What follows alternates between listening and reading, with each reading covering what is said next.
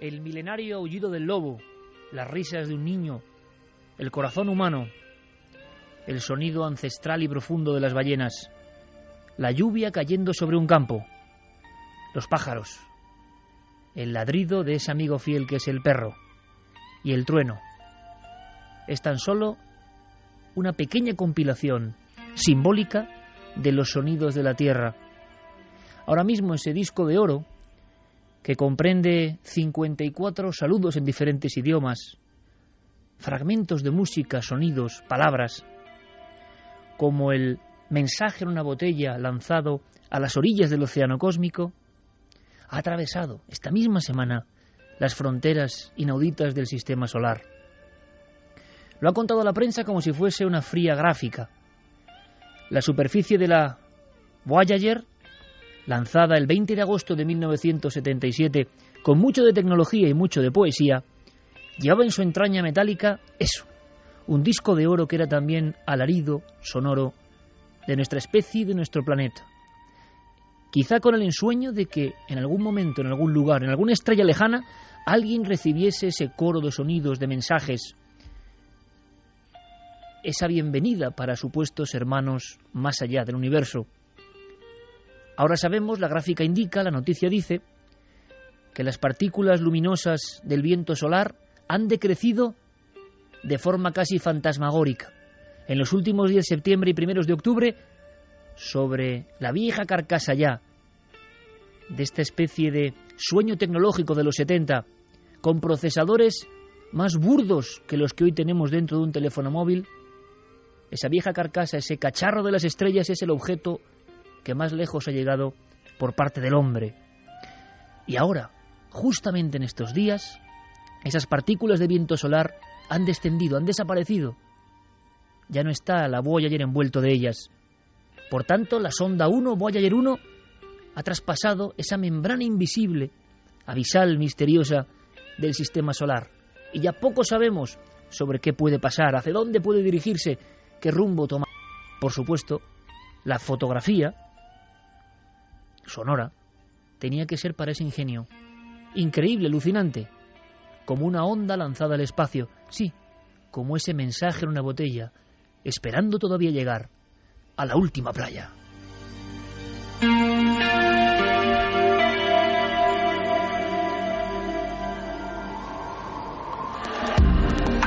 Nunca antes habías estado tan cerca de lo desconocido. Milenio 3. Cadena Ser. Como siempre, nuestro mail milenio3 con número @cadenaser.com, y tanto en Facebook como en Twitter como en Google Plus nos podéis buscar en La Nave del Misterio. Pero todavía no os voy a presentar al personaje de esta primera investigación. ¿Cuál es la noticia, la actualidad? En una zona que conocemos, en los Pozzuoli, en la Solfatara, en los campos flecreos de Nápoles, recientemente se hacían experimentos hidroeléctricos para intentar aprovechar el azufre, los sulfatos, la potencia venenosa de las aguas que recorren ese territorio a unos 9 kilómetros de la siempre bulliciosa y un poco destartalada Nápoles. Lo que nos interesa es una cavidad, una cueva. ¿Dónde está esa cueva y por qué los napolitanos, ante estas obras, con ordenadores, sensores, tecnologías, han puesto el grito en el cielo, como ellos hacen los hijos de San Genaro? Lo hacen porque no les gusta que toquen sus viejos mitos que para ellos son verdad. Y posiblemente esta noche, si nos acompañáis en este túnel, en esta cueva, en este pasadizo asfixiante, quizá vosotros también comprobéis que estamos ante una enorme y misteriosa. Vamos a ir dejándonos llevar, ¿os parece?, por este canto hipnótico de Lisa Gerrard. Como digo, en auténtico trance. Y ya lo he dicho más de una vez. En auténtico trance, porque si no, no se puede cantar así con este eco. Un eco que nos lleva al 790 a.C. Ella está representando a la Sibila de Cumas. Espíritu, carne y hueso, aparición, adivina. Hombres y muchos mitos se acercaron hasta una pequeña bocana de humos en esos campos flecreos de Nápoles. Se habla de personajes míticos que quizá no existieron, o sí. Se habla también de Aníbal, el gran Aníbal, Escipión, asomándose a una cueva para descubrir qué. Lo que sabemos es que este lugar está lleno de volcanes. No solo volcanes, sino fumarolas que han abrasado a más de una persona. Nosotros vimos algunas de ellas emergiendo del padre del más célebre monte volcánico, el Vesubio, al cual la gente todavía mira con respeto. Pero en la otra ladera, la otra vertiente, hay una zona que desde el siglo VIII a.C., en los mapas griegos, tenía un nombre: el Hades, el infierno. Hoy, como recuerdo de todo eso, 2 de los volcanes tienen nombres significativos, nada simbólicos, sino evidentes. Uno es lleno de azufre y cenizas en su corona, el volcán Infierno. El otro se llama Purgatorio, entre ambos un lago, el lago Averno. Pero ¿qué pasó? ¿Qué ocurría en este lugar con 24 volcanes activos? Ocurría que los gases tóxicos debían provocar ciertos fenómenos. Durante 3.000 años, se dice pronto, 3.000 años, 3 milenios, nadie supo de la extrañísima red pétrea de una especie de pasadizos con dependencias cuadradas para algo que luego descubriremos, donde sencillamente se aparecía una mujer extraña, la Sibila de Cumas.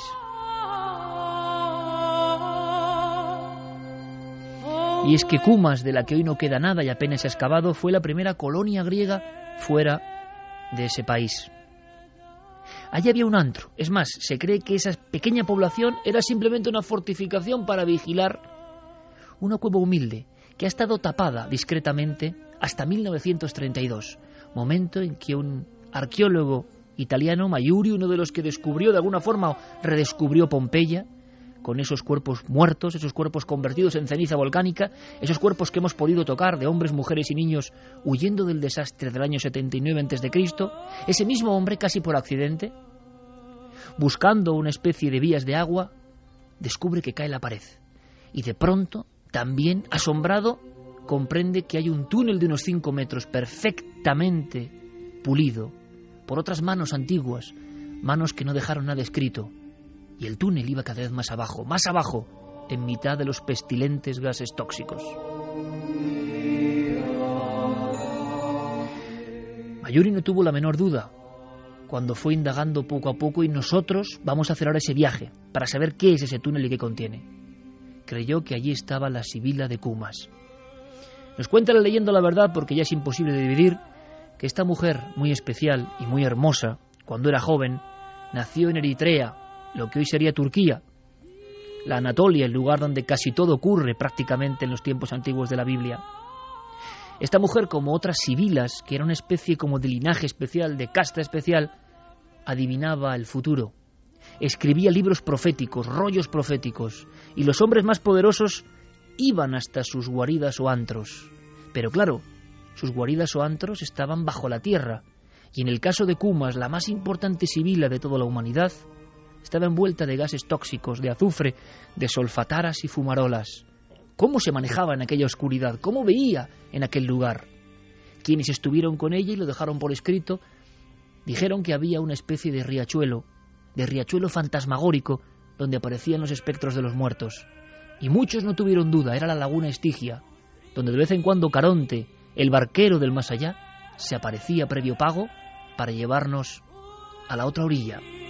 Y la sibila, cuyo canto se ha ido perfeccionando e incluso ha pasado al mundo del medievo y tiene gran tradición, por ejemplo, en algunas zonas de Baleares, la sibila, como una sirena antigua encerrada en el Averno, llamaba con su canto, llamaba con sus notas, hacía reverberar su voz con un eco muy especial, que se prolongaba como una trompeta de piedra hacia el exterior.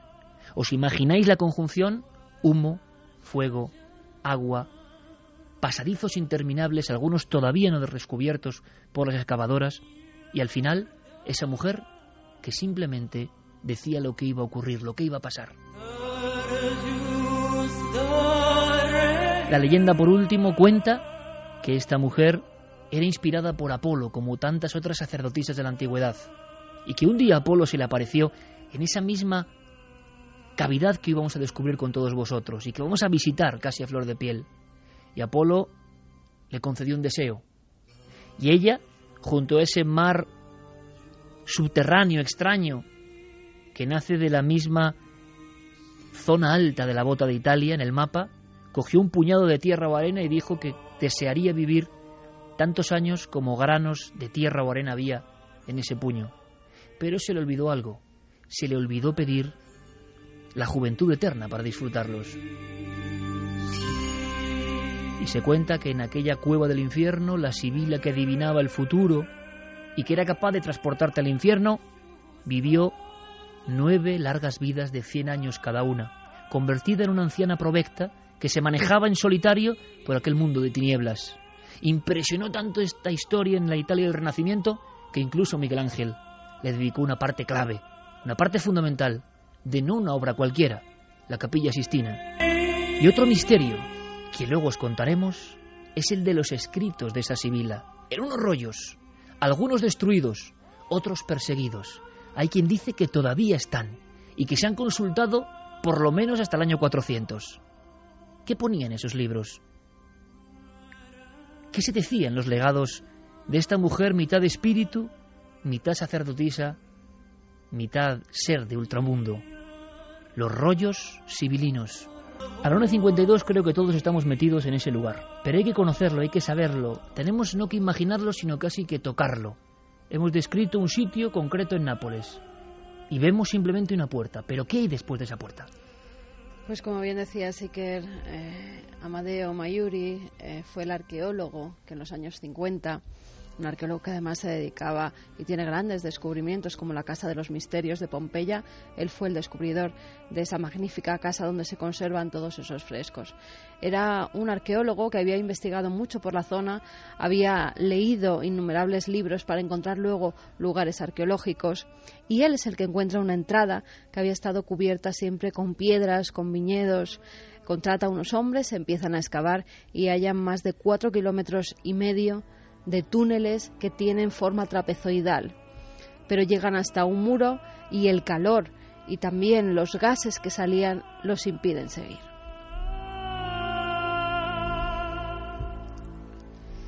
Amedeo murió en 1963 y ya no pudieron continuar las investigaciones, pero sobre esos años Robert Paquet, que era un británico que trabajaba en una base aérea de la OTAN, pues le gustaba mucho como un hobby excavar en algunos sitios donde se suponía que había ruinas arqueológicas en Italia. Paquet lo que hace es visitar ese sitio que había sido descubierto por Maiuri y junto con un amigo deciden pues redescubrir más ese lugar e incluso van más allá y quieren excavar más metros porque decían que había muchos más túneles, pero este hombre no había podido continuar. Enseguida conoce la historia de la cueva de la Sibila y se obsesiona completamente por encontrar el lugar donde esa profetisa realizó los rollos, que esos libros sibilinos contenían lo que sería la historia trágica de Roma. Eran 9 rollos, 9 papiros en los que se predecía las penurias que iba a sufrir Roma. Además, como bien decías, esos rollos hasta el año 405 en concreto, llegan y hay además documentación sobre lo que decían, porque no solamente predecía esos hechos terroríficos que iban a ocurrir en Roma, sino que también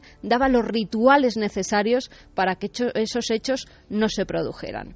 Bueno, Paquet, junto con Kate Jones, un amigo también cuyo hobby era la arqueología, se adentran por los túneles hasta que llegan a un muro con escombros que bloquea el camino. Contratan a varios hombres de la zona, poco a poco van sacando la arena y se encuentran con un sistema muy complejo de túneles. Según observan, han sido utilizados para algún tipo de ritual. ¿Y por qué llegan a esta conclusión? Pues porque aún quedaban innumerables huecos en los que habían puesto unas lamparillas de cera o bien de grasa que por la posición en la que se habían puesto pues no habían servido solamente para iluminar esas estancias, sino que servían para algo más, para dar una iluminación especial. Además, ven que hay como muchos agujeritos en algunas de las habitaciones que ellos piensan que pueden tener que ver con las constelaciones, y también en un principio pues piensan que esos habitáculos servían para algún rito de fertilidad. Pero ellos siguen excavando, poco a poco van sacando arena Hasta que, fíjate, Iker, si quieres, vamos a escuchar cómo Robert Temple, que es el profesor que años después hace un documental con National Geographic visitando esta cueva de la Sibila, pues vamos a ver cómo ellos se introducen en este lugar y lo que ven. Y aquí tenemos una inscripción única, pintura roja en la pared. Esto posiblemente dice Ilios, antiguo nombre de Troya. Esto podría ser un monograma de M.A.R. o un experto ha sugerido que es, para él, un símbolo esotérico bastante conocido para referirse a la diosa Hera, que era la reina de los dioses. No lo sabemos.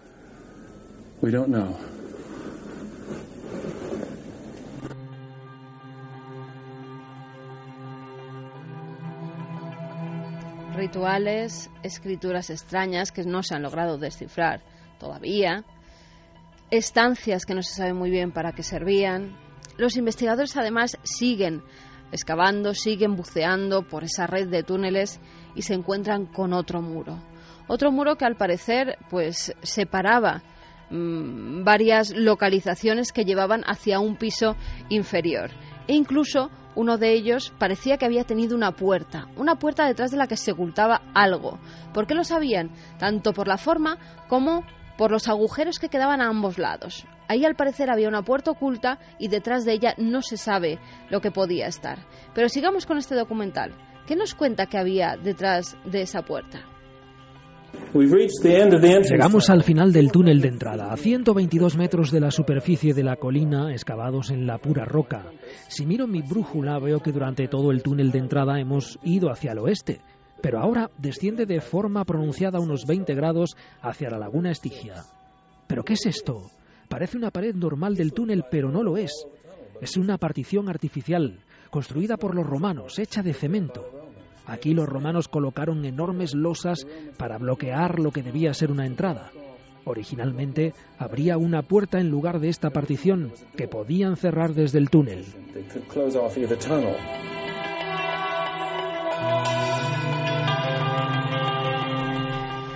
Paget, después de esto, sigue excavando y se encuentra con algo que le fascina. Es una especie de arroyo que da hasta una pequeña laguna con lo que parece ser un embarcadero. Son aguas sulfurosas. Él en sus crónicas dice que llegan a estar a 48 grados centígrados, que el calor es insoportable y que además olía a azufre. Había un olor muy potente por esos gases que salían del cercano volcán. Suben por otro de los túneles y se encuentran con una estancia, la más extraña de todas, a la que Paget denomina santuario oculto. De allí hay unas escaleras ocultas que dan hacia el exterior. Los investigadores, después de explorar todo el recinto, llegan a la conclusión de que aquel complejo había sido construido por sacerdotes para imitar una visita al mítico inframundo de los griegos. Si quieres, Robert Temple nos habla sobre ese inframundo y sobre ese templo. Dios mío, es un templo a las deidades del subsuelo. Quienes venían aquí a consultar a los espíritus de los muertos se sentirían como en un recinto sagrado. El efecto combinado de todas las lámparas es absolutamente maravilloso. Y este particularmente es el pasillo de los ecos, donde el sonido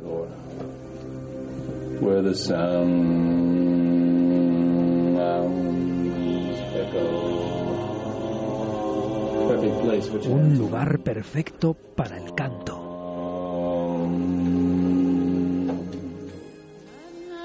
Paget se da cuenta de que el río representa al río Estigia, el que tenían que cruzar los muertos para entrar en el Hades, que la barca que los esperaba era para pasar al otro lado, trasladarlos al otro lado, que el santuario oculto era donde una mujer en otros tiempos simulaba a la Sibila de Cumas, les guiaba en un ritual de iniciación, y Paget además creía que Virgilio había sido uno de los visitantes de ese inframundo. En mi opinión, Virgilio descendió a este punto ya que vivía cerca y su héroe Eneas es descrito bajando al inframundo. Muchos escritores de la antigüedad hablan de figuras reales y míticas llegando a este lugar. Odiseo, Orfeo, que perdió a su mujer Eurídice aquí, Hércules, Teseo, Aníbal o Escipión. Hannibal and Scipio.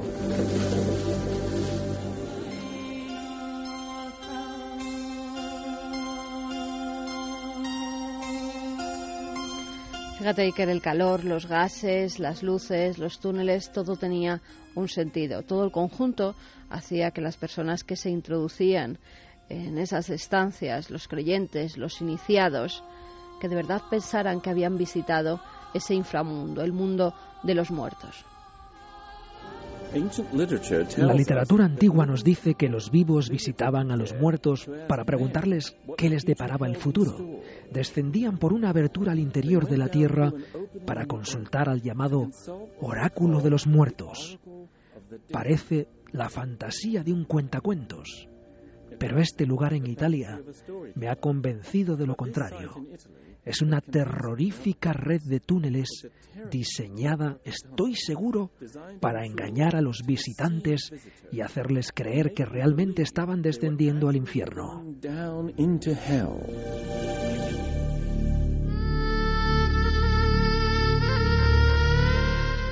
Por eso los napolitanos esta semana estaban contrariados, no querían que tocasen algo muy suyo, muy propio, y que si bien seguramente sirvió para simulacros, para convencer a algunos hombres importantes o mujeres importantes de cómo era el Hades, el inframundo, el más allá, para montarles en la laguna Estigia, para coordinar una tecnología de la antigüedad que sobrecoge y pone los pelos de punta, eco, luz, sombra, azufre. Hay que imaginarlo, y con la mentalidad de ese tiempo. Lo que sí mantienen algunos investigadores es que fue un calco, una copia de cosas que se vieron realmente, de cosas que por lo menos en el 790, cuando se funda esa ciudad de Cumas, bueno, esa pequeña aldea de Cumas, custodiando esa abertura que, como las grandes catedrales del Paleolítico, todas ellas se ocultaron después de la última salida de los últimos hombres que hicieron sus ritos mágicos ahí, exactamente igual, como si quedase en la memoria, en la genética de esa gente, algo del pasado de la prehistoria.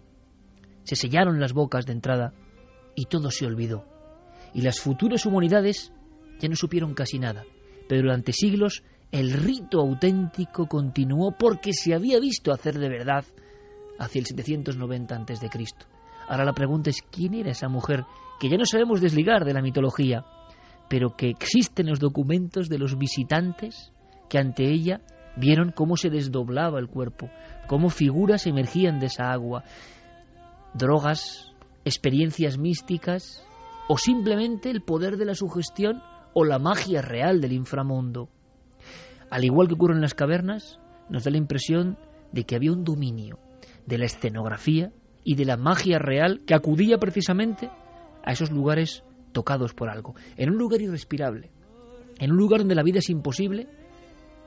Una maga de la antigüedad y después sus seguidores fueron perpetuando un rito que durante 3000 años estuvo oculto, y no se entiende porque algunas de las zonas, como dicen los arqueólogos y lo dejan por escrito, parecen que es un autobús de piedra subterráneo con sus ventanillas correspondientes, desde las cuales incluso algunos sacerdotes o visitantes metían la cabeza y observaban en la lejanía, entre ese vapor rojizo que emanaba el agua, ese agua de alta temperatura, observaban, ¿la imagináis?, a esa mujer sola con su extraño cántico.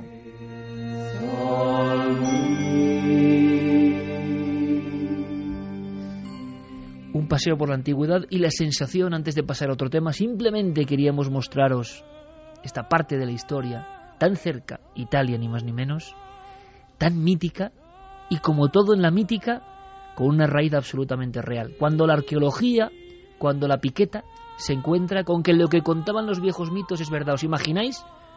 Y nosotros hemos estado en la oscuridad de la Villa de los Misterios de Pompeya y viendo esos frescos de ritos iniciáticos de los que no sabemos nada, se le ponen los pelos de punta. Es una sensación muy parecida a la que se tiene en los sitios de poder. ¿Os imagináis ese arqueólogo cuando descubre que todo lo que se había contado en los viejos libros está ahí, en un túnel que se hunde en la tierra? La sensación, Santiago, como siempre, de esa tecnología de la antigüedad que se arrincona absolutamente a raíz de cierto momento de la historia y que nos da ejemplos tan maravillosos, tan románticos, tan misteriosos. ¿Cuántas decisiones se tomaron en esa especie de cripta de sociedad secreta del inframundo? ¿Cuántas cosas se vieron? ¿Cuántas cosas se provocaron incluso con esa mentalidad, en ese estado de conciencia tan extraño que se pudo producir con esos elementos? Ya lo creo. Esta historia, que no conocía, nos reconcilia con una idea que a menudo olvidamos. Grecia, y sobre todo Roma, es nuestra madre cultural, la lengua que estamos hablando, nuestro sistema jurídico, buena parte de nuestra red de carreteras que se alza sobre las calzadas romanas. Se lo debemos a la cultura romana. Nosotros, en nuestra mentalidad, en nuestra forma de ser, de comer, de relacionarnos, casi todos los mediterráneos que tenemos una cierta hermandad en nuestra forma de ser, es que en el fondo seguimos siendo romanos. Sin embargo, unas cosas sí que las hemos adaptado y otras las hemos olvidado, empobrecido ¿o no? Y ocultado.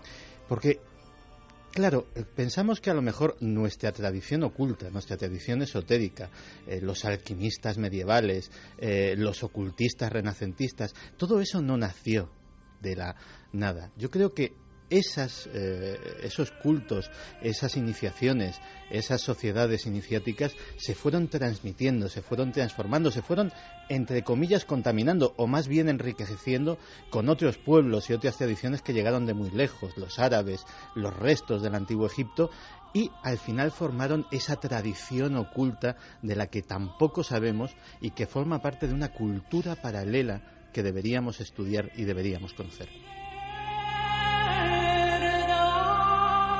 Este viaje tiene que terminar antes de pasar a otra página de la actualidad con estos cantos de Lisa Gerrard en una cueva en Nápoles, haciendo resonar el eco de esas piedras que han visto tantas cosas.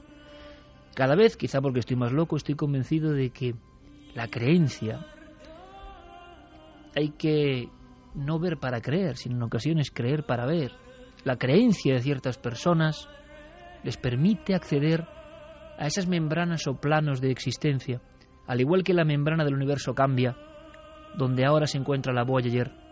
También en la mente humana hay membranas que tabican nuestros sentidos, que nos hacen pensar que esto o lo otro es imposible. Pero hay personas, por ejemplo aquellos que iban a la Villa de los Misterios de Pompeya, los que cada año veían los extraños misterios de Eleusis en Grecia. ¿Os imaginéis, por favor, con este sonido, a las peregrinaciones de muy pocas personas iniciadas que buscaban la trascendencia y la respuesta a la vida y la muerte dentro de la gruta de, ojo, la Madre Tierra? Volver al origen de la Madre Tierra. Seguramente hoy los veamos con esa risa despectiva de aquellos que no sabían lo que era la tecnología ni tenían nuestros medios. Y sin embargo algo de nosotros muy profundo reverbera diciendo que conocían cosas mucho más valiosas y quizá más auténticas que todo lo que poseemos nosotros ahora. Y que nosotros, aun dentro de esa cueva, es imposible ya que sintamos casi nada. Ahora bien, yo os puedo decir que precisamente teniendo la membrana un poco abierta hacia las posibilidades de que lo imposible ocurra, con esta misma música que escucháis, yo he estado en las cavernas a solas. Yo he visto los dibujos de las paredes prácticamente hablando a solas. Yo he visto cómo la fantasmagoría de la luz y la sombra provoca criaturas impresionantes e incluso lo que uno lleva dentro, lo bueno y lo malo, surgen, emergen como un egregor y se te enfrentan en esa oscuridad mágica de los primeros templos antes de cualquier ley y cualquier religión. Porque en esos sitios todavía late algo que ya no comprendemos. ¿Habrá forma de acceder a ese lenguaje, a ese secreto? Una de las últimas formas, porque no sabe de fórmulas, es la música. Por eso gente como Lisa Gerrard, cuando va a una cueva paleolítica o cuando va a la cueva de la Sibila de Cumas, realmente cuando canta así, se está transformando en la vieja divina. Pues según dicen amigos, la música es la última llave junto al arte para acceder a aquello que ya no se puede ni pensar ni soñar. Nosotros, como somos locos soñadores, de vez en cuando hacemos un viaje iniciático. Espero que os haya gustado.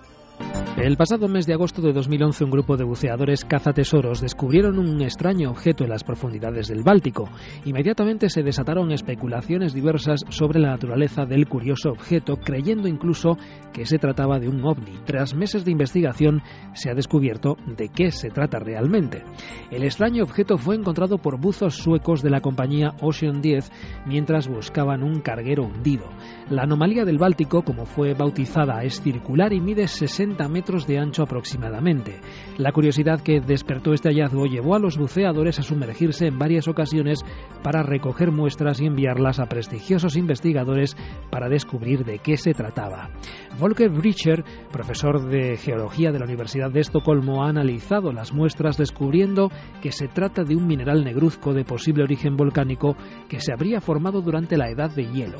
La mayor parte de material extraído, según ha declarado el profesor Bricher, es granito y arenisca, materiales comunes en las cuencas glaciares. Además, también ha encontrado masa basáltica formada seguramente tras una erupción volcánica. Volker ha explicado que el mar Báltico era una gran cuenca glaciar hace miles de años y que la anomalía del Báltico es una formación consecuencia de los procesos glaciares y posglaciares, un depósito glaciar que fue arrastrado por el mar hasta su ubicación actual. 2 y 13 minutos, estéis en Milenio 3 y ahora, por supuesto, accederemos a todas vuestras cartas, no al director, sino al programa Milenio 3 con número@cadenaser.com, en Facebook y en Twitter. Guillermo lo tiene ya todo, en la nave del misterio, nuestra única pata, de alguna forma mágica, dentro de las redes sociales. Y atentos porque Diego Marañón va a poner un cuadro, ojo, Diego Marañón va a poner un cuadro, no sé si estará ya en estos momentos, me dice Fermín Agustí que sí. Y solo os pido una cosa, y que nos escribáis, ¿qué os inspira ese cuadro? Porque tiene la historia detrás de una supuesta maldición, y queremos conocerlo en la siguiente hora. Pero quiero conectar primero con Diego rápidamente, aunque sea en un flash. Diego, buenas noches. Hola, Iker, ¿qué tal? Bueno, es un cambio drástico, ¿no? De la Sibila de Cumas y de esos cánticos de Lisa Gerrard a algo absolutamente futurista, aunque quizá el misterio de fondo sea casi el mismo. Están pasando cosas, veíamos lo del Báltico que se ha resuelto, parece ser, y al mismo tiempo Reino Unido, también muy cerca, se está viviendo un oleado de avistamientos, pero de avistamientos que tienen un sabor como añejo, avistamientos muy espectaculares, no solo simples luces, ¿no? Sino con mucha impresión en los testigos, luces que se aproximan a casas aisladas. Sí, efectivamente, en los últimos días han trascendido un par de casos en la zona de Escocia y en el Reino Unido que han llegado incluso a las páginas digitales de diarios como el Daily Mail o a la BBC. El primer caso que se recogía esta semana era el de una familia que vivía en la ciudad de Fraserburgh, en la Escocia rural. Allí tienen una especie de casa rural donde viven Morag Ritchie, una señora de 50 años. En aquel momento también estaba en casa su hija Cara, de 27, el novio de esta hija, Scott, y un pequeño bebé. Ocurrió que mientras dormían, en mitad de la noche, por las ventanas en las que no hay cortinas, al ser una zona bastante rural, esta señora Morag Ritchie, repito, se despierta por la presencia de una especie de luces parpadeantes en el cielo sobre su casa. Inmediatamente despierta a su familia. El novio de la hija entra prácticamente en pánico y es quien él mismo, con mano temblorosa, y probablemente Guillermo León pueda subir el vídeo o pueda enlazar el vídeo en las redes sociales, capta una especie de imágenes de 4 luces parpadeantes que, como digo, están dando bastante que hablar. Están próximas al terreno, es decir, no es algo muy elevado, sino que ellos entran en pánico porque detectan que está como flotando casi sobre la casa, ¿no? Efectivamente, flotando prácticamente sobre su casa, y allí permanece durante 4 horas. Lógicamente el susto es absolutamente brutal. Hay expertos en ovnis de Escocia como Malcolm Robinson, que admite que está muy sorprendido francamente por las imágenes que se ha capturado, e incluso el portavoz de Aviación Civil de Escocia, Tony Finnegan, apunta que podría tratarse de una avioneta o avión militar, pero él mismo tiene dudas porque evidentemente a las 2 de la mañana es poco probable que se trate en esa zona precisamente de una aeronave civil. No saben exactamente precisar qué es lo que pudo ser, y él mismo ha apuntado que puede ser debido al aumento de la actividad de las auroras boreales la semana pasada, pero francamente yo, si la gente ve el vídeo, creo que esa explicación es bastante... Y aquello estuvo rondando, digamos, yo recuerdo un caso muy parecido por la descripción, que la gente entra en pánico dentro de un chalet aislado en Aracena, en la Sierra de Aracena, en Huelva, en el año 69. Aquello parece que, o sienten los testigos, dentro de una casa muy pequeña, una familia, hay que imaginarlo, no es un lugar muy transitado y que aquello les está un poco rodeando. Ahora mismo es noticia en el Reino Unido y en ikerjimenez.com, como siempre, también otro pivote informativo, ikerjimenez.com, Guillermo, que intentará poner poner el vídeo. Y también pone el cuadro por algo, ¿verdad, Diego? Sí, el cuadro llegará en la tercera hora. Hay un segundo caso, Iker, de ovnis, de actualidad ovni esta semana. Ayer mismo trascendía en las páginas del Daily Mail el caso de Callum Sherwood, que es un joven de 23 años que fotografió una especie de ovni lenticular o anular que parecía camuflarse en el interior de una nube. El chico hace una foto desde el interior de un autobús en Salterbeck, al sur de Cambria. Y lo curioso del caso, Iker, no solamente es la foto de ese ovni que parece, como digo, infiltrarse en una nube, sino que ese mismo día aparecen en un jardín cercano a donde estaba este ovni, aparecen 10 pájaros muertos sin que se haya establecido una causa creíble o probable para que esas aves apareciesen en ese jardín. Lo que dice Met Office, la oficina meteorológica inglesa, es que esa forma circular del ovni, que recuerda algunos avistamientos clásicos de la era de los 50, puede haber sido causada por cristales de hielo producidos por motores a reacción a gran altura. Esa es más o menos la explicación oficial que dejan ver a día de hoy. O sea que siempre está la doble vertiente en ambos casos, ¿no? La posibilidad racional, evidentemente, y el miedo en los testigos, que están convencidos de que han visto algo. Nunca habíamos escuchado eso de un ovni, y luego los pájaros muertos, que ha sido otro de los símbolos habituales de los casos de misterio de los últimos tiempos. En fin, es el flash informativo. En el Reino Unido están pasando cosas que tienen ese sabor añejo, y dejamos lo del cuadro ahí, ¿vale? Que lo miren en ikerjimenez.com y en Facebook en Ana del Misterio, y luego Diego conecta de nuevo con nosotros para contarnos la historia, real o no, resolver la historia del habitante incierto de la semana pasada y ponernos un poco los pelos de punta con este cuadro en una subasta. Luego lo contamos. Luego lo contamos, Diego, hasta luego. Hasta ahora.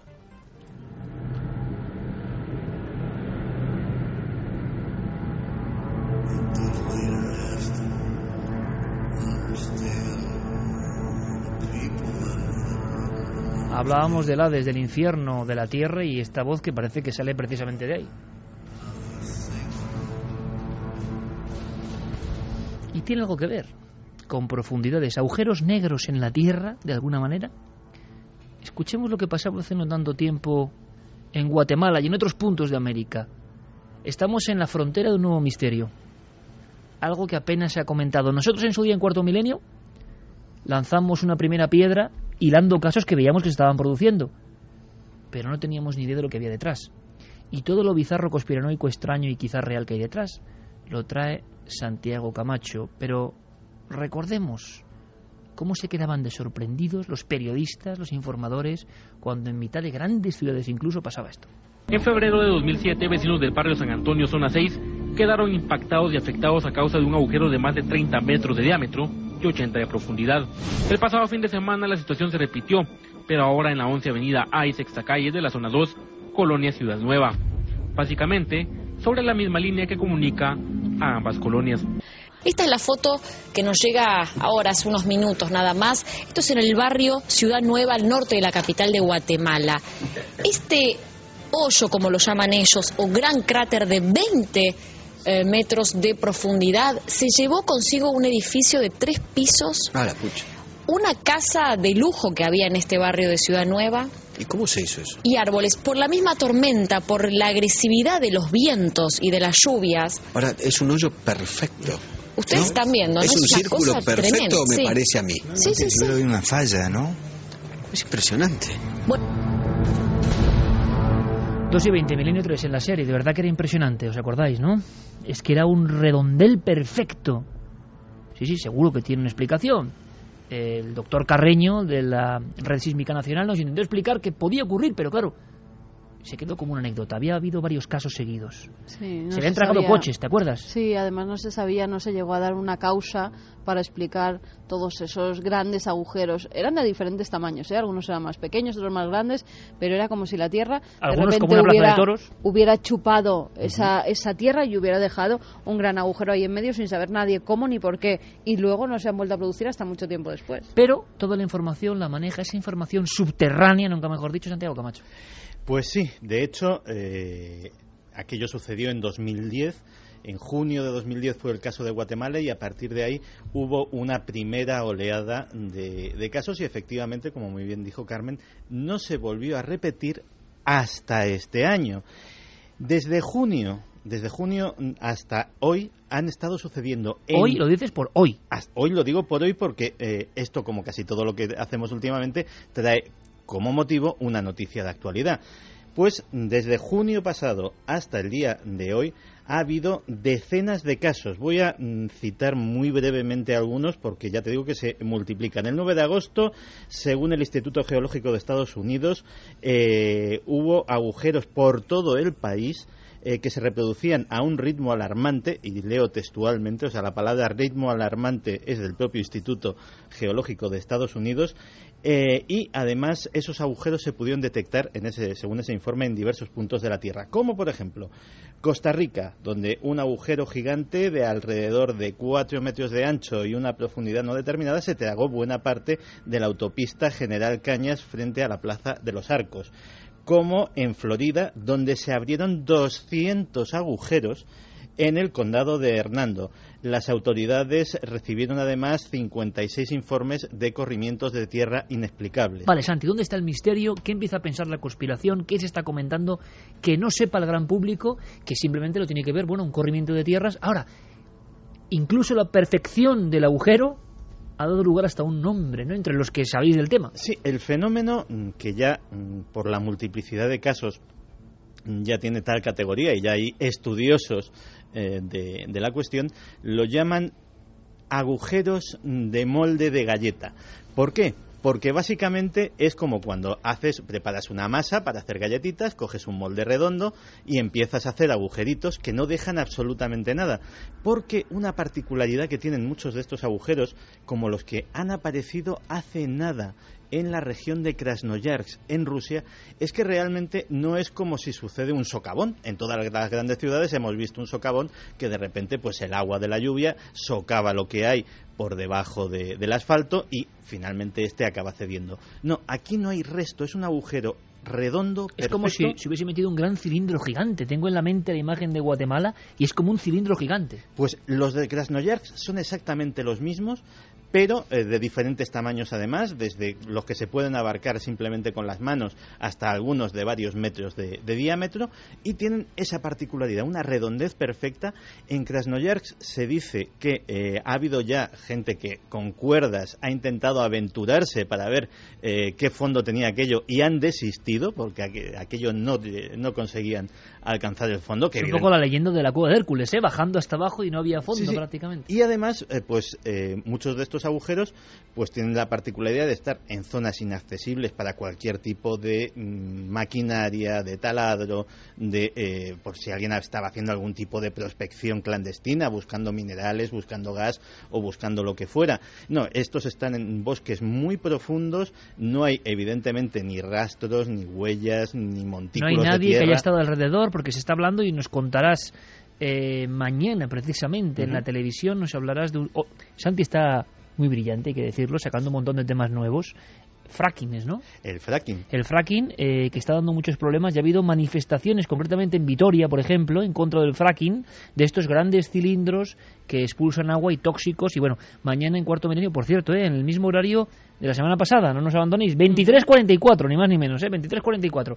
Pero eso será otra cosa. Pero se ha pensado que podían ser estas prospecciones clandestinas. Claro, no hay huellas de nadie. No, ni de hecho hay acceso posible en estas zonas a ningún tipo de maquinaria pesada. Es decir, esto lo han encontrado cazadores, pues gente que se encuentra buscando setas, es decir, la gente que pasea normalmente por los bosques, pues en el marco de alguna actividad deportiva o recreativa, pero imposible que acceda pues un tractor o un camión o mucho menos una excavadora. Y ahí está el misterio, sucede en todas partes. Y cualquiera que ponga en Google agujeros extraños en la Tierra, se encontrará fotografías de China, de Estados Unidos, de Canadá, de Australia, de Filipinas. ¿Son realidad o puede haber en algunos casos fraude por digámoslo así, manipulación informática, como se ha hecho con algunos famosísimos dibujos del trigo que luego no existen, sino que son una recreación por ordenador? En este caso no, parece que no. No, en este caso aunque puede haber ahora ya a partir de ahora precisamente un virus propagado incluso por nosotros, ¿no? No, en este caso, de hecho, normalmente suelen acercarse porque se da informe a las autoridades no tienen ni idea de lo que está pasando. ¿A quién recurren? A la universidad local, que manda expertos en geología, expertos en minas, a ver qué pueden dilucidar de esto. y en algunos casos sí hay explicación. Es decir, en algunos casos las características del terreno pues dan lugar a que eso precisamente por unas condiciones climatológicas más o menos determinadas pues ceda, y ceda además en una forma caprichosa. También hay algunas de esas fotografías que se aprecia claramente que son socavones, es decir, que son que no, de extraño no tienen absolutamente nada. Pero cuando empezamos a hablar de que en un lugar falta una porción de, pongamos, 1 metro o menos, es decir, lo que parece propiamente un taladro de 80 metros de profundidad. ¿Quién lo ha hecho para qué? ¿Quién lo ha hecho para qué? Porque además abajo, en los que se ha podido sondar hasta el fondo, no está la tierra suelta, no está el terreno que ha cedido. Abajo hay un suelo firme. Entonces, ¿dónde ha ido esa tierra que falta? Ese es el gran misterio. Y entonces ya, redodeando o poniendo la guinda al pastel, nos encontramos con misterios que se están empezando a comentar, historias extrañísimas y bizarras a más no poder.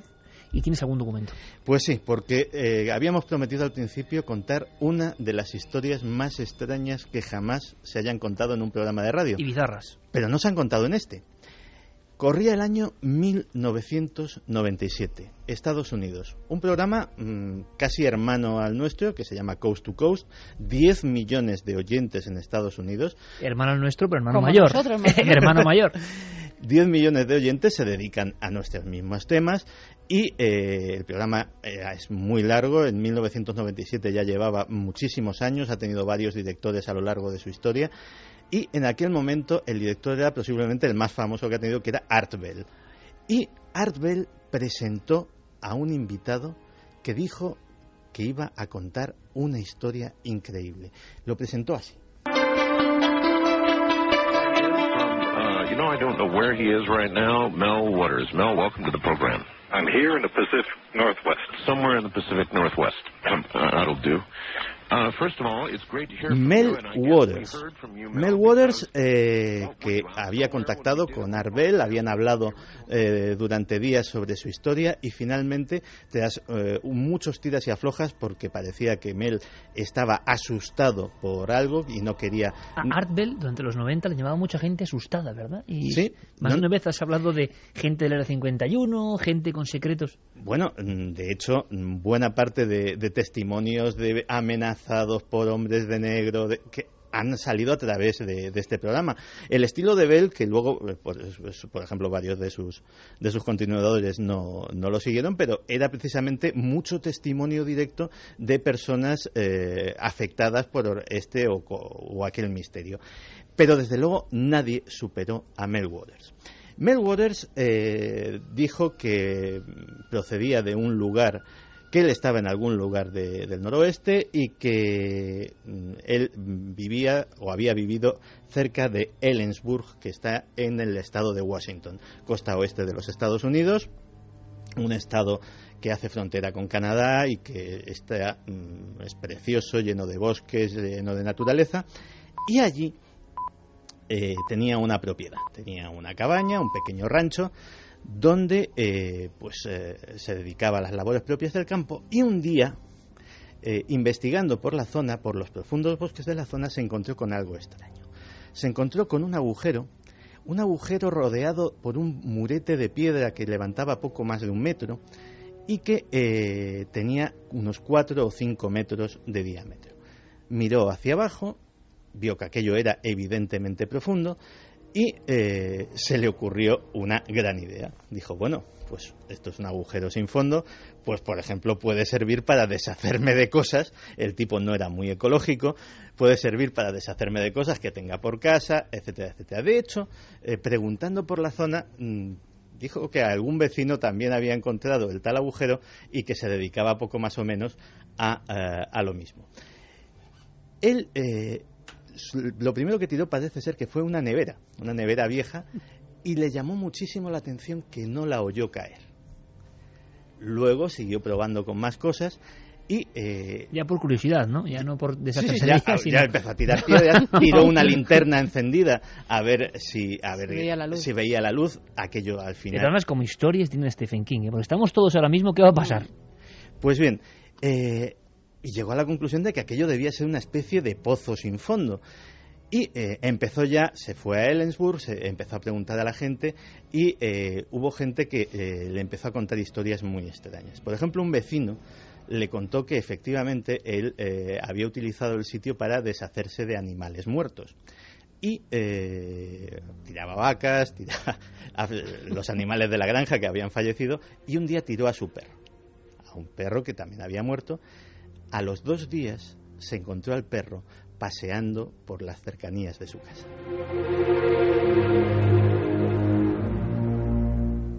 ¿Y era su perro? Y era su perro, y el otro lo juraba.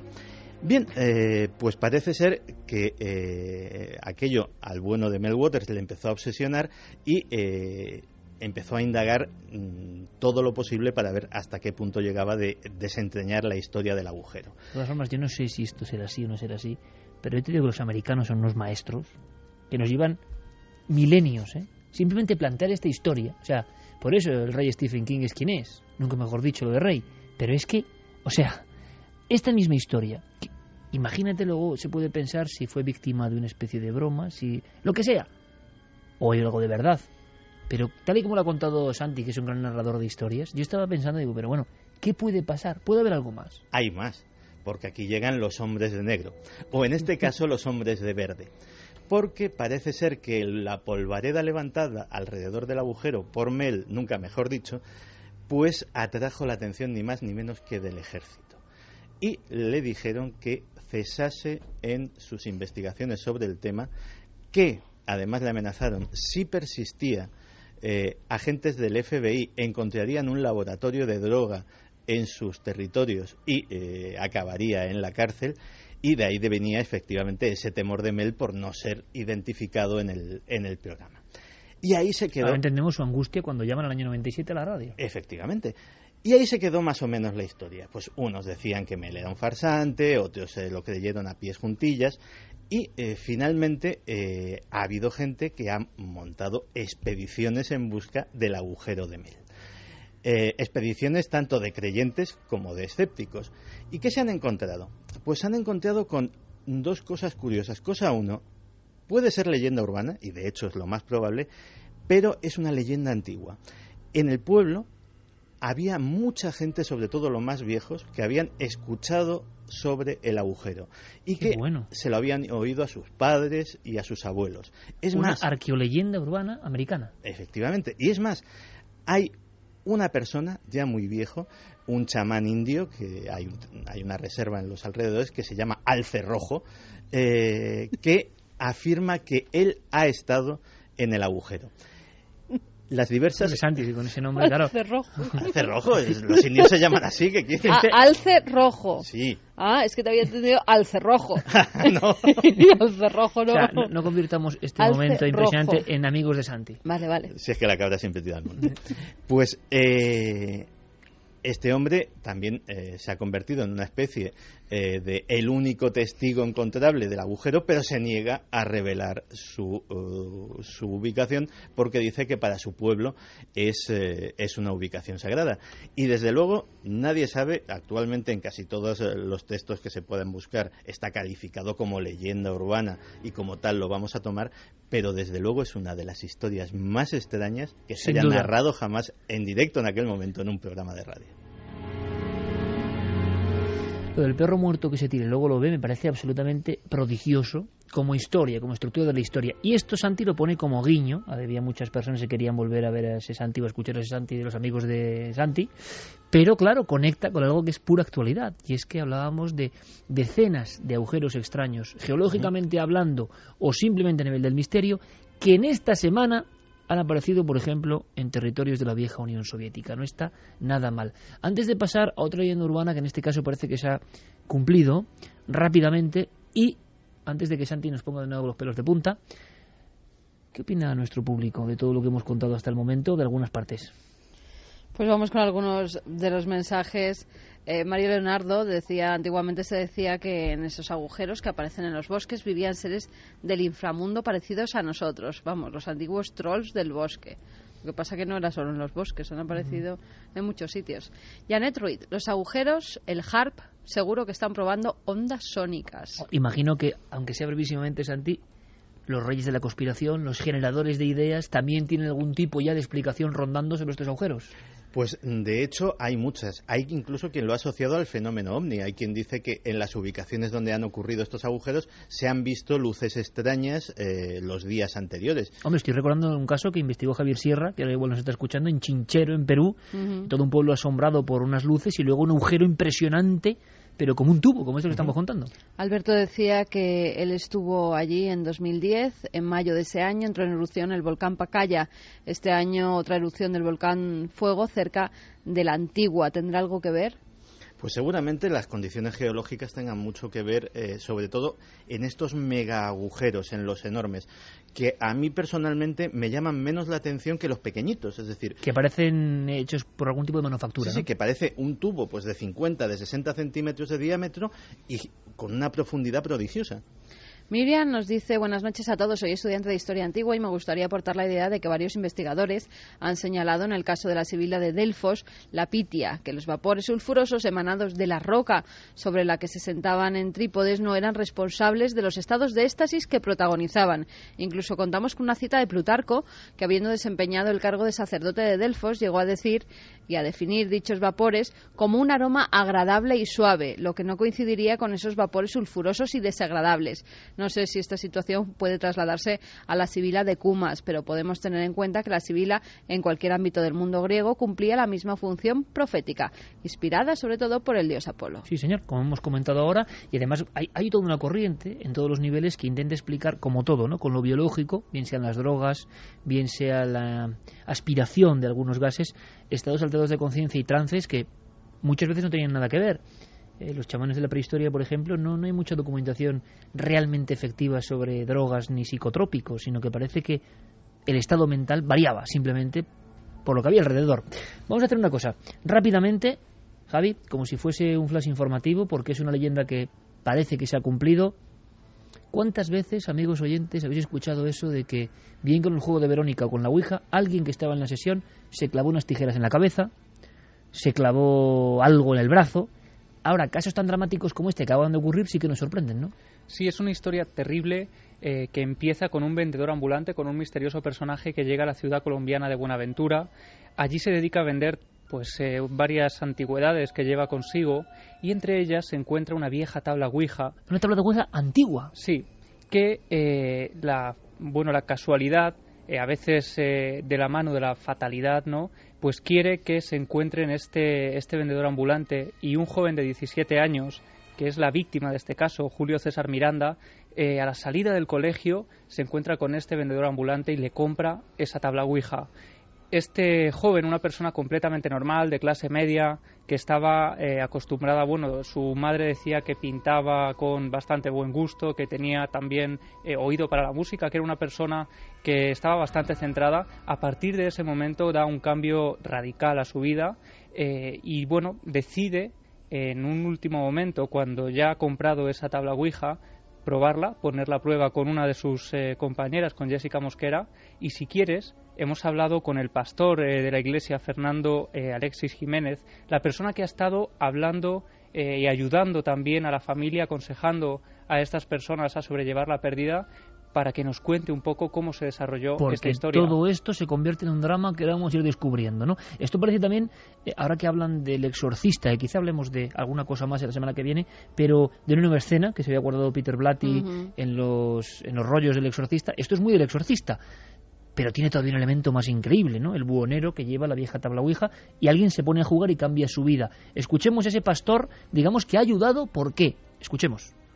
Estuvieron jugando alrededor de 3 horas con la tabla Ouija. Posteriormente se reunieron al día siguiente. Cuando tuvieron esa reunión los muchachos, ellos experimentaron que algunos de ellos habían tenido pesadillas, habían tenido situaciones de intranquilidad, y justamente Julio César Miranda, que fue el joven que termina quitándose la vida, pues manifestó que escuchaba voces que le hablaban ya de quitarse la vida.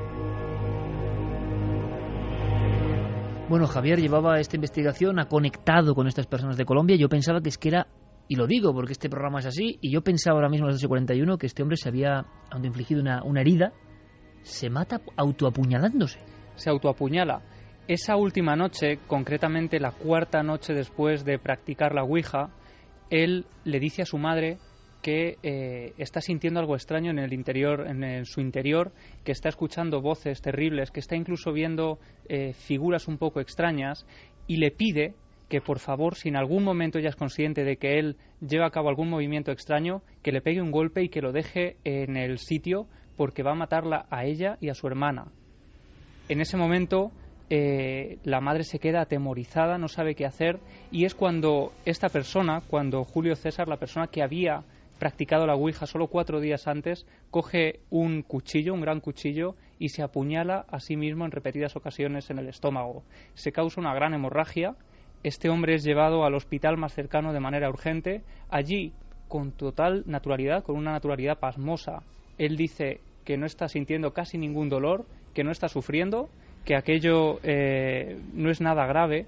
Hasta tal punto resulta convencible que los médicos le dejan que se marche a casa, y ya es en el interior de su casa, unas horas más tarde, esa misma noche, cuando fallece dentro de su cama.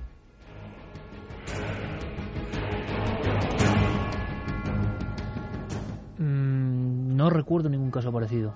De muertes, recuerdo el caso de Manolo Martínez, 2 personas que se ríen de la ouija en una fiesta y salen y se matan los 2, ese tipo de accidentes, ¿no? Esta muchacha de Sevilla que se lanzó, nos lo contaba Hermida, desde el trampolín de 10 metros de una piscina vacía, pero sobrevivió. Pero claro, meterse el cuchillo y hacerse el harakiri uno mismo después de una ouija, yo no recuerdo nada parecido, ¿eh? Y lo más terrible es que además, ha pasado ahora, hace unas semanas. Esta persona, la persona que vendió la ouija, desapareció de la ciudad. Como decíamos, era un vendedor un poco extraño que nadie lo conocía y no se le volvió a ver tiempo después. De hecho, se preguntó, porque me lo comentaba Fernando Alexis, él había llevado una investigación minuciosa para intentar atar cabos, ¿no?, y conocer el origen de toda esta historia. Él no pudo llegar más allá, pero es que hay más. La compañera con la que este joven había practicado la ouija, Jessica Mosquera, de 16 años, también sufrió las consecuencias de esa práctica. Ella tuvo que estar ingresada en un hospital psiquiátrico durante 2 meses a causa de las consecuencias que se derivaron de esa práctica. Ella empieza también a escuchar voces en su cabeza. Hay que decir que a la persona que ellos estaban convencidos de que estaban invocando, como tantas otras veces, era Belcebú o Satanás, y Jessica no solo escucha voces, sino que empieza también a ver sombras espigadas de color negro, en ocasiones incluso a los pies de su cama, abalanzándose encima de ella. Si quieres, escuchamos a Fernando Alexis dándonos más detalles sobre ella. Ella lo que manifiesta es ver figuras, algunas de ellas con una altura muy superior a las de las personas normales. Ella manifestaba que eran unos seres muy delgados, decía casi que era por encima de 2 metros, que era muy alto, eran seres muy altos que veía y que se le abalanzaban. De verdad que estoy bastante impresionado, porque el shock de una muerte, quizá estamos ante un caso único, aunque en la ouija se ha cobrado muchas víctimas indirectas, pero de esta forma, con esta crueldad. Y luego otro elemento que hemos escuchado todos, ¿verdad, compañeros?, en más de una ocasión, y que no deja de ser siniestro. Y en América, y hemos hecho algún reportaje, la pareja de extraños jóvenes, el vendedor que nadie conoce, alguien que pone esa tabla en circulación en cierto momento, ¿os acordáis? Creo que era en México, en Perú, otros casos, y luego desaparecen, nadie sabe quiénes son. 2 jóvenes con aspecto de góticos que hacen una historia que al final acaba con víctimas y con la ouija por medio. Serían como los... Era al lado de un cementerio. Como los introductores. Que había gente vestida de negro siempre en las puertas del cementerio, que habían visto a 2 extraños que habían llegado a la ciudad, que estaban practicando extraños rituales con esa gente que estaba siempre en el cementerio. Luego se van y no se sabe absolutamente ya nada de ellos. ¿Quiénes son? Llegan, dejan su juego mortal, condicionan a estas personas y todo acaba en drama. Noticia de actualidad: en Colombia se mata con esa frialdad a raíz de la ouija. ¿Y sabemos algo más? ¿Qué pasa? ¿Qué ha ocurrido? Bueno, esta noticia ha servido para poner de manifiesto otras tantas. Parece que en Colombia en estas últimas semanas se está viviendo una especie de epidemia de casos similares. Este pastor, Fernando Alexis, que se encarga de ayudar a otras familias con problemas similares, nos comentaba cómo hace también escasos días recibía un caso parecido, 2 jóvenes que tras hacer la ouija, uno de ellos se lanza a una carretera intentando suicidarse. Otro caso similar, en este caso con 8 jóvenes, donde también son 3 los que tienen serios problemas. Pero es que varios periódicos también hablaban de algo ocurrido en Puerto de Asís, también en Colombia, a finales de septiembre, donde hasta 40 personas entraron en trances dentro de un instituto tras la práctica de la Ouija. Varios de ellos, en un recreo, se dedicaron a jugar con ese tablero, y hasta tal punto que pues se habló de una histeria colectiva, de un pánico que se fue contagiando de unos a otros y que acabó en esas escenas terroríficas. Algunos decían que eran segundos de auténtico pánico.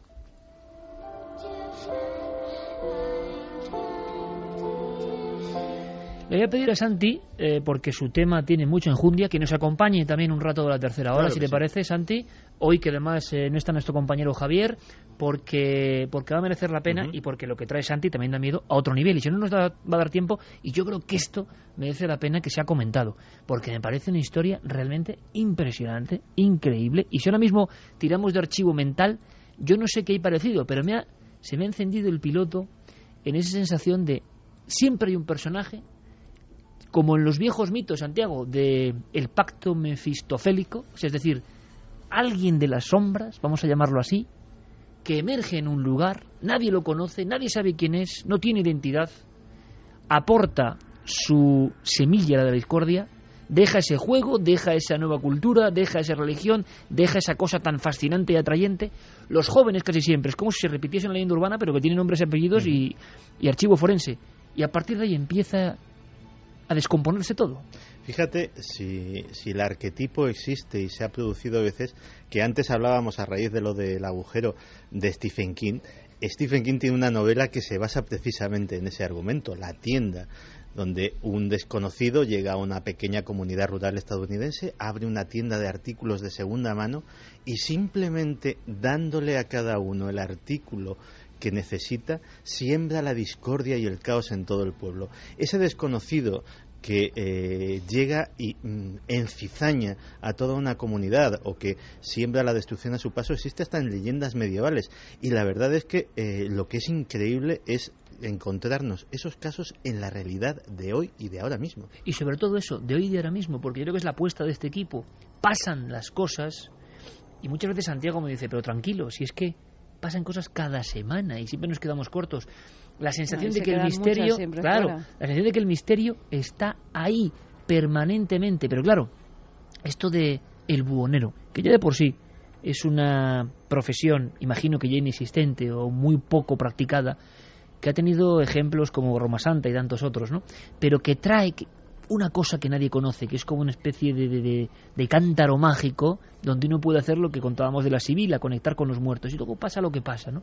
Estamos recordando ahora también el caso de Estefanía Gutiérrez Lázaro como otro de los de muerte con Ouija, pero claro, no es una muerte tan radical, tan tremenda, y de esto hay documentación, Javier, es decir, te has encontrado datos, y este hombre, que a veces ocurre, yo tengo que decirlo, y muchas veces en América, y aquí criticamos todo lo criticable y lo no criticable y tal, pero muchos de estos párrocos, estos pastores, a veces de iglesias evangélicas, esta gente de buena fe que existe en muchas barriadas y en muchos lugares y que está ayudando, que no saben muy bien y que lógicamente en ocasiones llevarán el asco a su sardina, del demonio y demás, pero que se están enfrentando a casos que ponen los pelos de punta y que habitualmente no salen al exterior, de no ser porque no hay una muerte de este tipo, ¿no? Claro, y además, fíjate si hay documentación que llegó a aparecer publicada en el diario El País con el titular, por jugar con la tabla Ouija, un menor se suicidó en la ciudad colombiana de Buenaventura. En ese reportaje aparece una fotografía también de la camilla con el joven siendo introducido en la ambulancia. Aparece todo tipo de documentación y, por supuesto, pues ese material también que tenemos que decirle a Fernando Alexis. Él ha continuado la investigación, ha seguido hablando con la familia, porque desde luego esto que es una noticia y que parece una leyenda urbana convertida en realidad, leyenda urbana, es a la vez un drama para la familia que ha vivido todo esto, ¿no? Entonces él se está dedicando un poco a manifestar el dolor que esta familia está sufriendo para intentar evitar también que otros caigan en... Hay cosas un poco incomprensibles, ¿no? Como que los médicos le dejen salir del hospital cuando... Sí, eso se denuncia además también en algún artículo. Tiene una herida, sí, porque es que los médicos saben cuándo son heridas de gravedad y cuándo no, por mucho que le intente convencer el chico. A no ser que a la vuelta pasaran otras cosas que nos han contado. Bueno, ya si pasó algo en la casa o... Claro, eso, desde luego, como decimos, Fernando es el que está llevando a cabo esa investigación, pero él también me decía bastante enfadado con la actitud de esos médicos que dejaron salir al joven del hospital. ¿Por qué lo hicieron? En caso de posible negligencia. Normal, posible negligencia, o decía hasta qué punto tenía que resultar convencible y tenía que... Porque, bueno, dice que además el joven salió andando por su propio pie.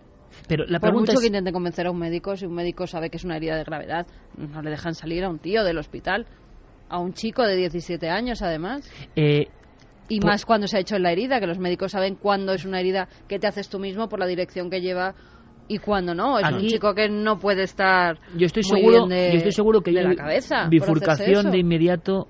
Hay una bifurcación ahora mismo seguro en los mensajes de nuestros amigos, y hay dos formas de ver todo esto: la racional, crítica, analítica, actual, posiblemente la certera, que es personas con problemas, la Ouija llega y se convierte en un detonante para una salud mental un poco desequilibrada. Pero yo voy un poco más allá, arriesgándome.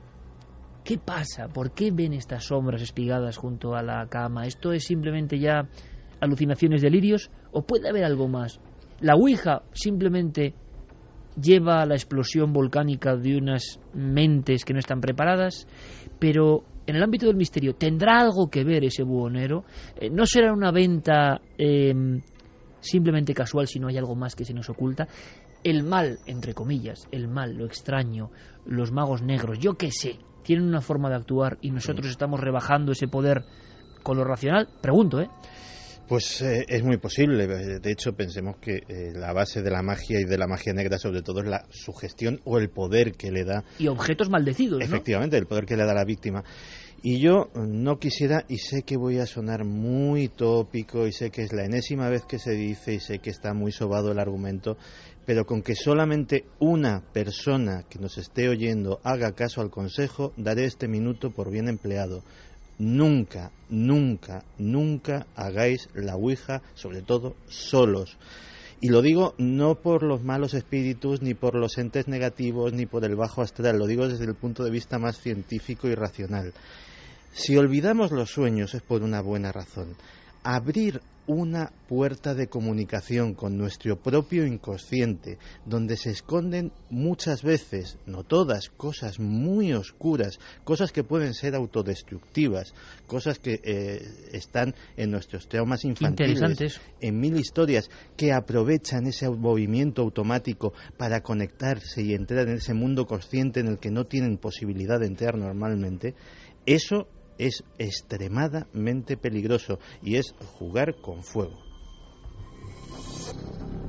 Yo creo que no hay magia negra por detrás, que además el buhonero no tiene por qué saber ni qué es esa tabla, que muchas veces no saben ni lo que venden ni lo que están vendiendo. ¿Y la tabla tiene magia en sí, el objeto? No. ¿Tú crees que no? No. No, tienen las personas que utilizan esa tabla. Vamos a ver, la tabla en sí sirve para algunas personas con ciertas capacidades concentrarse y en teoría emitir mensajes que les transmiten los seres que ya no están en los seres difuntos, vamos, pero que tenga capacidades. A mí, por las descripciones que estaba dando Javi, las voces, las sombras, es que son casos como los que nos ha explicado el doctor Cabrera en innumerables ocasiones, de gente que tiene un problema mental y que después de escuchar voces empiezan a ver sombras, empieza a haber gente que los persigue. Entonces, pues eso voy. ¿Y si, hasta tal punto que llega a apuñalarse. Claro, y si a esas voces le damos un altavoz, le damos un micrófono para que puedan hablar con completa claridad con nosotros, pues olvídate. Y si esas voces y esos seres están ahí, o sea, los llamamos con la mente, pero están en algún lugar y nosotros hacemos de imán, quién sabe. Opinad vosotros, como siempre, libremente. Vamos con la cuenta atrás. Estamos en pleno 2012. Interesantísimo el caso, Javier, interesantísimo, sobrecogedor también.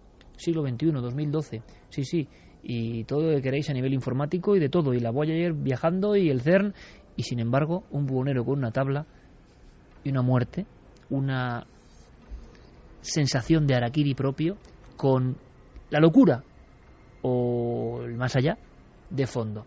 Cuenta atrás. Quedan 62 días para el fin del calendario maya.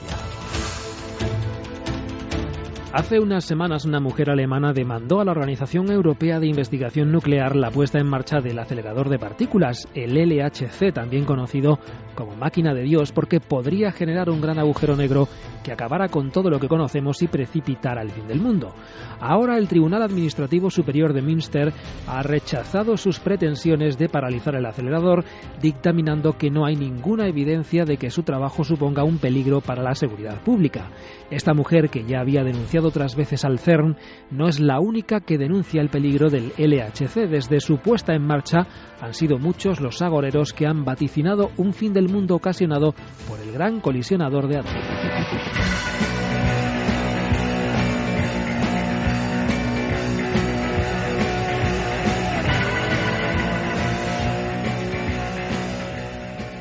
Vamos con algunos mensajes. Rocío Gru nos dice: nunca he hecho la ouija, pero ahora no se me pasa ni por la cabeza. Pues mira, está bien, Santi. Maricuz Ferrer: Dios, siempre que aparece la famosa tabla, la muerte ronda. No se debe jugar a la ligera. ¡Qué miedito! Mario nos dice: yo creo que la ouija es la llave para entrar en esa otra dimensión paralela a la nuestra, en la que no sabemos muy bien qué hay detrás. Laura Monraval: cuando éramos pequeños lo hacíamos con un simple papel y con monedas. Al final quemábamos el papel y tirábamos la moneda. No sé cómo se nos pudo pasar por la cabeza hacer una cosa así. Bueno, yo creo que lo hemos hecho casi todos. Hay una edad en la que... Es un poco rito iniciático moderno. Eres mayor, te crees más valeroso, has jugado el espiritismo, sí, y en el fondo es como un rito de tantos que hay de iniciación, ¿no? Fíjate, siempre sales acongojado. Siempre. Por no decir acojonado. Nosotros, cuando hacíamos la ouija de pequeños, intentábamos contactar con los extraterrestres. Nosotros éramos más del extraterrestre y menos del espíritu. Yo no, yo con los muertos, yo con los extraterrestres no. Harun Wisser: la gente está loca, hacer semejante cosa no son conscientes. Ángel Poley: increíble, un chaval aterrorizado después de hacer la ouija que escucha voces y le dice a su madre que lo mate, acaba apuñalándose. A mí me parece que a veces la locura es un cajón desastre, pues como las cosas de niños cuando no las entendemos, ¿no? Mira, Janet Ruiz dice: lo de la ouija sí es muy cierto. Una chica de mi barrio se volvió como loca y nunca más se supo de ella. La familia se mudó del pueblo, hasta se fueron de allí. Con una ouija, pues interesa que si sabéis casos, pues por supuesto que nuestro equipo estará ahí detrás por si hay una historia que contar y como trasfondo, que es lo más importante, una moraleja, y no somos nadie para hacerla, pero sí un grupo de locos que ha estado investigando este tema para dar consejo, ¿no? Como ha hecho Santiago Camacho ahora, siendo súper directo en su consejo. Lucy Hernández dice: este tema sí que no me gusta, no la he hecho nunca y nunca lo probaré. Bueno, vamos a hacer una cosa, nosotros vamos a probar determinados elementos cotidianos.